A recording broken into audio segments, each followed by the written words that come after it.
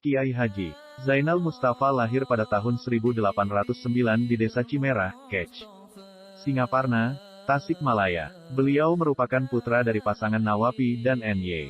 Ratmah. Sewaktu masih kecil, Kiai Haji Zainal Mustafa bernama Umri dan sepulang dari pesantren berganti nama menjadi Hudaemi. Hudaemi memperoleh pendidikan formal di sekolah rakyat. Dalam bidang agama, ia belajar mengaji dari guru agama di kampungnya. Kemampuan ekonomis keluarga memungkinkannya untuk menuntut ilmu agama lebih banyak lagi. Pertama kali ia melanjutkan pendidikannya ke pesantren di Gunung Pari di bawah bimbingan Dimyati, kakak sepupunya, yang dikenal dengan nama Kiai Haji Zainal Muhsin. Dari Gunung Pari, ia kemudian mondok di pesantren Cilenga, Lewisari, dan di pesantren Sukamiskin, Bandung. Selama kurang lebih 17 tahun ia terus menggeluti ilmu agama dari satu pesantren ke pesantren lainnya. Karena itulah ia mahir berbahasa Arab dan memiliki pengetahuan keagamaan yang luas. Lewat ibadah haji, ia berkenalan dengan ulama-ulama terkemuka. Ia pun mengadakan tukar pikiran soal keagamaan dan berkesempatan melihat pusat pendidikan keagamaan di Tanah Suci. Kontak dengan dunia luar itu mendorongnya untuk mendirikan sebuah pesantren. Maka sekembalinya dari ibadah haji, tahun 1927, ia mendirikan pesantren di Kampung Cikembang dengan nama Sukamanah. Sebelumnya, di Kampung Bager tahun 1922 telah berdiri pula pesantren Sukahideng yang didirikan Kiai Haji Zainal Muhsin. Melalui pesantren ini ia menyebarluaskan agama Islam, terutama paham Syafi'i yang dianut oleh masyarakat Indonesia pada umumnya dan umat Islam Jawa Barat pada khususnya. Di samping itu, ia juga mengadakan beberapa kegiatan keagamaan ke pelosok-pelosok desa di Tasikmalaya dengan cara mengadakan ceramah-ceramah agama. Maka sebutan Kiai pun menjadi melekat dengan nama Kiai Haji Zainal Mustafa terus tumbuh menjadi pemimpin dan anutan yang karismatik, patriotik, dan berpandangan jauh ke depan.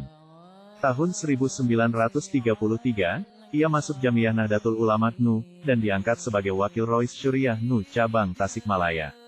Sejak tahun 1940, Kiai Haji Zainal Mustafa secara terang-terangan mengadakan kegiatan yang membangkitkan semangat kebangsaan dan sikap perlawanan terhadap pendudukan penjajah. Ia selalu menyerang kebijakan politik kolonial Belanda yang kerap disampaikannya dalam ceramah dan khutbah-khutbahnya. Atas perbuatannya ini, ia selalu mendapat peringatan, dan bahkan, tak jarang diturunkan paksa dari mimbar oleh kiai yang pro-Belanda. Setelah Perang Dunia II, tepatnya pada tanggal 17 November tahun 1941, Kiai Haji Zainal Mustafa bersama Kiai Haji Ruhiat dari pesantren Cipasung, Haji Syirot, dan Hambali Syafi'i ditangkap Belanda dengan tuduhan telah menghasut rakyat untuk memberontak terhadap pemerintah Hindia Belanda. Mereka ditahan di penjara Tasikmalaya dan sehari kemudian dipindahkan ke penjara Sukamiskin Bandung, dan baru bebas tanggal 10 Januari tahun 1942. Kendati sudah pernah ditahan, aktivitas perlawanannya terhadap penjajah tidak surut. Akhir Februari tahun 1942, Kiai Haji Zainal Mustafa bersama Kiai Ruhiat kembali ditangkap dan dimasukkan ke penjara Ciamis. Kedua ulama ini menghadapi tuduhan yang sama dengan penangkapannya yang pertama. Hingga pada waktu Belanda menyerah kepada Jepang, ia masih mendekam di penjara. Pada tanggal 8 Maret tahun 1942 kekuasaan Hindia Belanda berakhir dan Indonesia diduduki pemerintah militer Jepang. Oleh penjajah yang baru ini, Kiai Haji Zainal Mustafa dibebaskan dari penjara, dengan harapan ia akan mau membantu Jepang dalam mewujudkan ambisi fasisnya, yaitu menciptakan lingkungan kemakmuran bersama Asia Timur Raya. Akan tetapi, apa yang menjadi harapan Jepang tidak pernah terwujud karena Kiai Haji Zainal Mustafa dengan tegas menolaknya. Dalam pidato singkatnya, pada upacara penyambutan kembali di pesantren, ia memperingatkan para pengikut dan santrinya agar tetap percaya pada diri sendiri dan tidak mudah termakan oleh propaganda asing. Ia malah memperingatkan bahwa fasisme Jepang itu lebih berbahaya dari imperialisme Belanda. Dalam pidato singkatnya, pada upacara penyambutan kembali di pesantren, ia memperingatkan para pengikut dan santrinya agar tetap percaya pada diri sendiri dan tidak mudah termakan oleh propaganda asing. Ia malah memperingatkan bahwa fasisme Jepang itu lebih berbahaya dari imperialisme Belanda.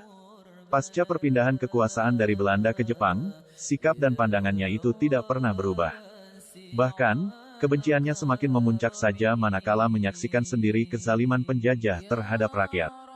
Pada masa pemerintahan Jepang ini, Ia menentang pelaksanaan Seikei-rei, cara memberi hormat kepada Kaisar Jepang dengan menundukkan badan ke arah Tokyo.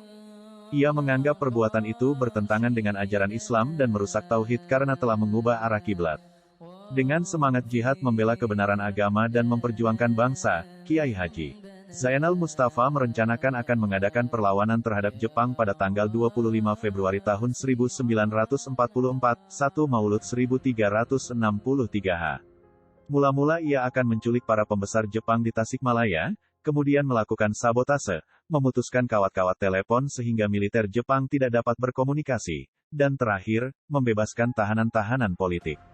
Untuk melaksanakan rencana ini, Kiai Haji Zainal Mustafa meminta para santrinya mempersiapkan persenjataan berupa bambu runcing dan golok yang terbuat dari bambu, serta berlatih pencak silat. Kiai juga memberikan latihan spiritual, tarekat, seperti mengurangi makan, tidur, dan membaca wirid-wirid untuk mendekatkan diri kepada Allah SWT. Persiapan para santri ini tercium Jepang. Segera mereka mengirim camat Singaparna disertai 11 orang staf dan dikawal oleh beberapa anggota polisi untuk melakukan penangkapan. Usaha ini tidak berhasil. Mereka malah ditahan di rumah Kiai Haji Zainal Mustafa. Keesokan harinya, pukul 8 pagi tanggal 25 Februari tahun 1944, mereka dilepaskan dan hanya senjatanya yang dirampas. Tiba-tiba, sekitar pukul 13, datang 4 orang ofisir Jepang meminta agar Kiai Haji Zainal Mustafa menghadap pemerintah Jepang di Tasikmalaya. Perintah tersebut ditolak tegas sehingga terjadilah keributan. Hasilnya, 3 ofisir itu tewas dan 1 orang dibiarkan hidup. Yang 1 orang ini kemudian disuruh pulang dengan membawa ultimatum. Dalam ultimatum itu, pemerintah Jepang dituntut untuk memerdekakan Pulau Jawa terhitung mulai tanggal 25 Februari tahun 1944. Dalam insiden itu, tercatat pula salah seorang santri bernama Nur menjadi korban, karena terkena tembakan salah seorang ofisir. Setelah kejadian tersebut, menjelang waktu salat asar, sekitar pukul 16, datang beberapa buah truk mendekati garis depan pertahanan Sukamana. Suara takbir mulai terdengar, pasukan Sukamana sangat terkejut setelah tampak dengan jelas bahwa yang berhadapan dengan mereka adalah bangsa sendiri. Rupanya Jepang telah mempergunakan taktik adu domba. Melihat yang datang menyerang adalah bangsa sendiri, Zainal Mustafa memerintahkan para santrinya untuk tidak melakukan perlawanan sebelum musuh masuk jarak perkelahian. Setelah musuh mendekat, barulah para santri menjawab serangan mereka. Namun, dengan jumlah kekuatan lebih besar, ditambah peralatan lebih lengkap, akhirnya pasukan Jepang berhasil menerobos dan memorak-porandakan pasukan Sukamana. Peristiwa ini dikenal dengan pemberontakan Singaparna. Para santri yang gugur dalam pertempuran itu berjumlah 86 orang. Meninggal di Singaparna karena disiksa sebanyak 4 orang. Meninggal di penjara Tasikmalaya karena disiksa sebanyak 2 orang. Meninggal di penjara Sukamiskin Bandung sebanyak 38 orang, dan yang mengalami cacat, kehilangan mata atau ingatan, sebanyak 10 orang. Pun, sehari setelah peristiwa itu, antara 700 sampai 900 orang ditangkap dan dimasukkan ke dalam penjara di Tasikmalaya. Sementara itu, Kiai Haji Zainal Mustafa sempat memberi instruksi secara rahasia kepada para santri dan seluruh pengikutnya yang ditahan agar tidak mengaku terlibat dalam pertempuran melawan Jepang. Termasuk dalam kematian para ofisir Jepang, dan pertanggungjawaban tentang pemberontakan Singaparna dipikul sepenuhnya oleh Kiai Haji Zainal Mustafa. Akibatnya, sebanyak 23 orang yang dianggap bersalah, termasuk Kiai Haji Zainal Mustafa sendiri, dibawa ke Jakarta untuk diadili. Namun mereka hilang tak tentu rimbanya. Besarnya pengaruh Kiai Haji Zainal Mustafa dalam pembentukan mental para santri dan masyarakat serta peranan pesantrennya sebagai lembaga pendidikan dan pembinaan umat membuat pemerintah Jepang merasa tidak bebas jika membiarkan pesantren ini tetap berjalan.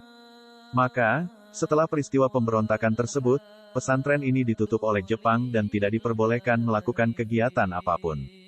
Belakangan, Kepala RFL Belanda Ancol, Jakarta memberi kabar bahwa Kiai Haji Zainal Mustafa telah dieksekusi pada tanggal 25 Oktober tahun 1944 dan dimakamkan di Taman Pahlawan Belanda Ancol, Jakarta.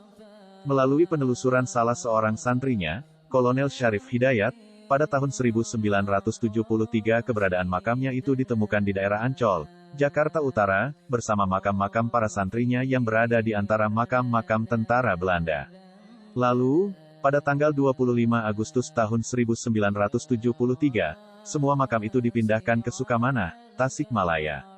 Pada tanggal 6 November 1972, Kiai Haji Zainal Mustafa diangkat sebagai pahlawan pergerakan nasional dengan surat keputusan Presiden Republik Indonesia No. 064 TK, tahun 1972.